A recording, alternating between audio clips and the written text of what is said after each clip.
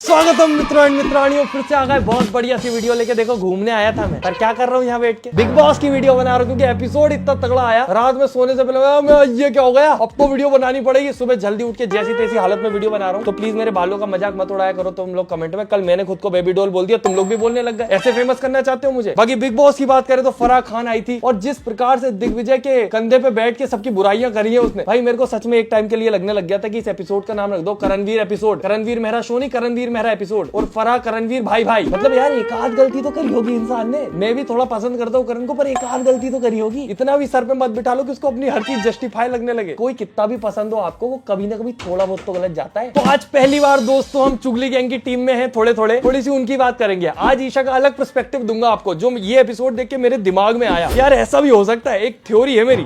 Interviewer ने ईशा को पूछा कि आप चुगली करते हो?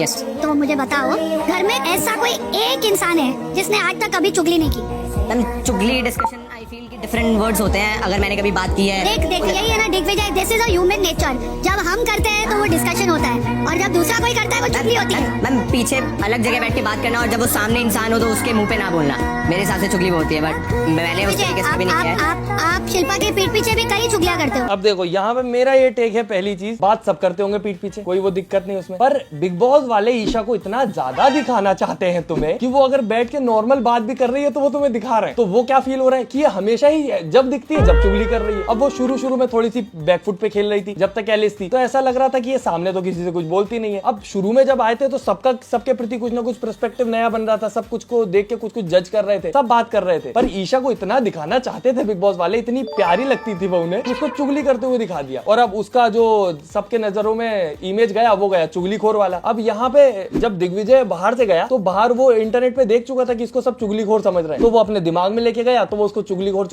बोलने लग गया। फराह भी सही बोली कि अंदर बात तो सब करते हैं। पर अब जब एलिस बाहर जा चुकी है तो ईशा सामने खेल रही है, मतलब वो सामने खेल सकती थी शुरू से, पर बिग बॉस वालों ने वेट ही नहीं किया कि ईशा को खुद शाइन करने थे, वो खुद ही करवाने में लगे हुए थे। और अभी भी ये एपिसोड में तुम देखोगे तो जितने प्रोमो आए थे, सब में ईशा की बत्ती लग रही थी, पर एपिसोड में थोड़ा सा बोल के छोड़ दिया उसको। बाकी करण की तारीफ तो कुछ ज्यादा ही कर दी भाई, श्रुतिका को लपेट दिया। श्रुतिका तो लायक थी भाई, श्रुतिका को तो दिखना जरूरी था कि कहाँ गलत जा रही है वो। मैं बताऊं तेरे को मेन मुद्दे की चीज है, बिल्कुल सीधी चीज बोल रहा हूं, मेरे को विवेक पे भरोसा नहीं, खेल के मामले में नहीं।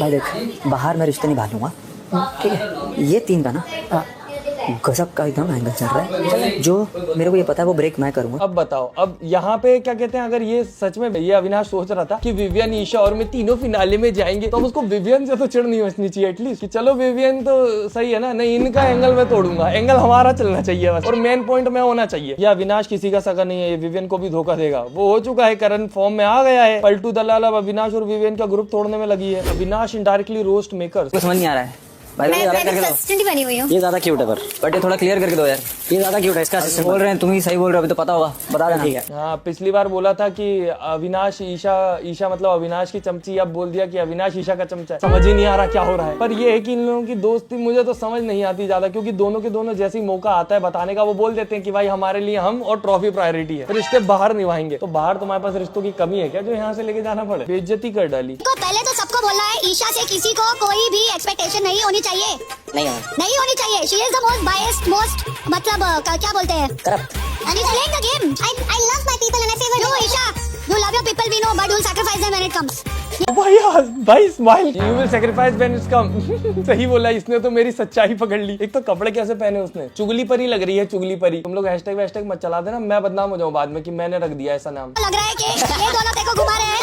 मैं बोलूं विवियन और अविनाश, तो इसमें कोई बुरी बात नहीं है, बट आप दोनों चप्पू और पप्पू हो, और ईशा तुम दोनों को घुमा रही है। भाई वो कुछ बोल भी नहीं रही कि नहीं ऐसा नहीं है, मेरे दोस्त हैं। बाकी सब लोग बोलते हैं, वो तो सही समझा बिल्कुल, ये मेरे अप्पू और चप्पू है। चलो चप्पू हो, चलो और सबको दिखा दो हम कौन है, टीम रॉकेट। फराह खान से अच्छा होस्ट डोली बिंद्रा होती। सब जगत माताएं बन रही है यहाँ पर, और सब बाप पे जा रहे हैं।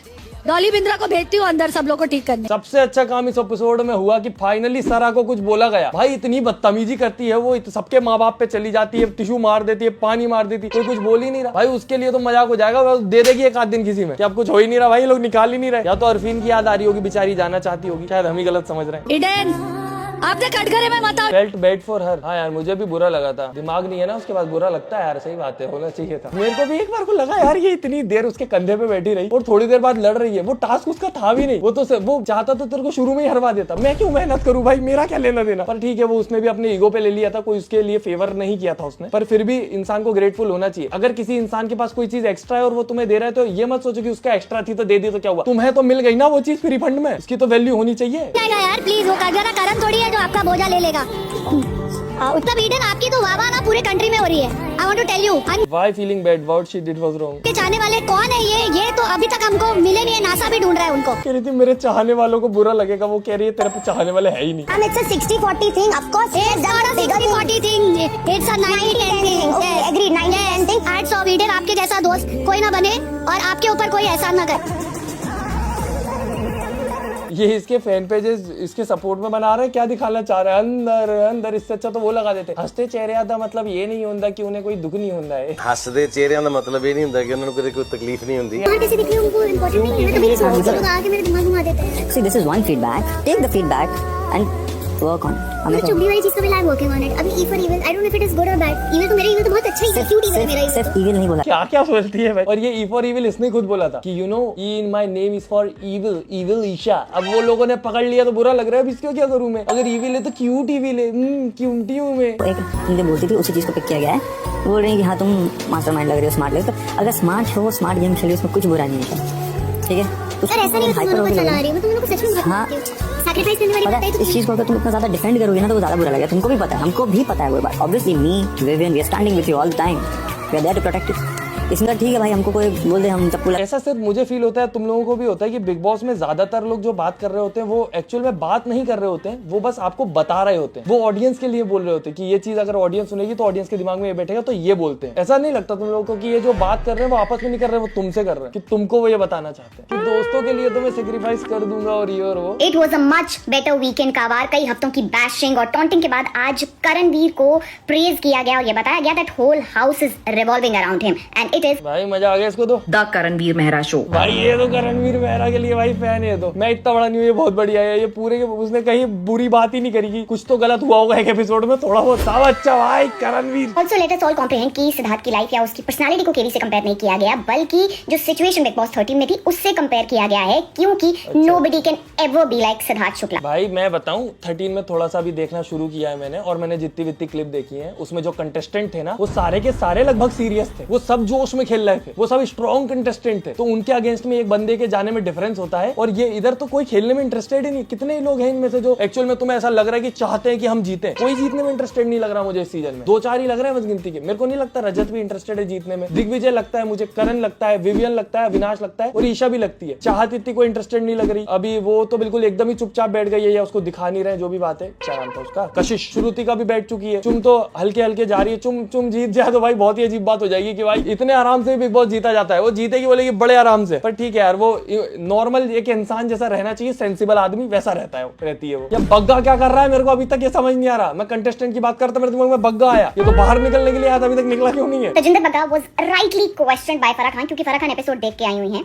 जैसे फराह सारा से एक एक बात को बोल के क्वेश्चन कर रही थी और जैसे बोला कि what is your fixation with ये बाप वाली बात, इट वाज टू सैटिस्फैक्टरी। भाई ये पर बिग बॉस देखने का कौन सा नजरिया है, मजा आया क्या बात है। पर कुछ भी बोलो यार, ये जो सारा से सवालबाजी हुई है मजा तो आया था कि ये एक और मारो, एक और पत्थर मारो, क्या बोला था बाप का, एक और बोलो। और इसको फराह को सब याद था या तो फिर सामने स्क्रीन पे चल रहा था कि ये करके बोला इसने, और जो जोश के साथ बोला। भाई डायरेक्टर है वो, उसको सब पता कौन सा डायलॉग कहाँ कितनी जोर के साथ बोल रहे हैं। They let Rajat off very easily और रजत को वार्निंग दे दी बल्ब का प्रयोग करने पे, जबकि ये तीसरी बार हो चुका है। शो के रूल्स की कोई वैल्यूज ही नहीं रही। 2 बार पहले अविनाश के साथ। मानो ना मानो इंटरनेट की पूरी ऑडियंस रजत की वजह से देख रही है, मैक्सिमम 80%, 20% दिग्विजय की वजह से, तो वो जो है वो पूरी ऑडियंस नहीं खो सकते। अब तुम में से बहुत सारे लोग एग्री नहीं करेंगे कि नहीं दिग्विजय की बहुत फैन फॉलोइंग, तुम्हें नहीं पता रजत को वो लोग भी देख रहे हैं जो रजत को पसंद नहीं करते, और जो पसंद करते हैं वो भी देख रहे हैं, तो बहुत बड़ी ऑडियंस है। एल्विश की ऑडियंस भी देख रही है, समझ रहे हो, बहुत बड़ी ऑडियंस है रजत के पीछे, तो वो इसलिए नहीं हटा सकते उसको। मतलब कुछ तो पनिशमेंट होनी चाहिए थी। कृतिका वाज टोल्ड दैट वो नेगेटिव लग रही हैं और चुम के लिए जो उनका ऑब्सेशन है वो काफी स्कैरी लग रहा है, लेकिन वो दोबारा करण के साथ पैचअप कराने की कोई जरूरत नहीं थी। ये तो बोलने थी, जरूरत नहीं थी करण के साथ पैचअप कराने की, हमारा करण अकेला ही बहुत था। This was the sweetest moment जब दिग्विजय ने आके करण को हग किया। क्या मेरे को ऐसा लगा कि ईडन को रोस्ट किया गया? इतना समझाने के बाद भी these people didn't understand the hint. भाई यार ये तो बिल्कुल ही बहुत ज्यादा बाइस्ड है भाई, तुम लोग मेरे को बोलते हो तो बहुत ही बाइस्ड है। ये तो पूरी सपोर्ट में एक साइड की, एक साइड बिल्कुल ही पसंद नहीं इसको। मैं तो थोड़ा उनका नजरिया भी देख लेता हूँ कि यार वो भी इतने बुरे लोग नहीं है, थोड़े बहुत गलत कदम उठा लिए उन लोगों ने। ये तो पूरी छी समझ ही नहीं आता, बुरे लोग। बाकी दोस्तों आप तो अच्छे लोगों ने, तो वीडियो को लाइक करो, फेवरेट पार्ट कमेंट करो, चैनल सब्सक्राइब करो। बाकी हम मिलते हैं अगले वीडियो में। Tata bye bye, good night, धन्यवाद।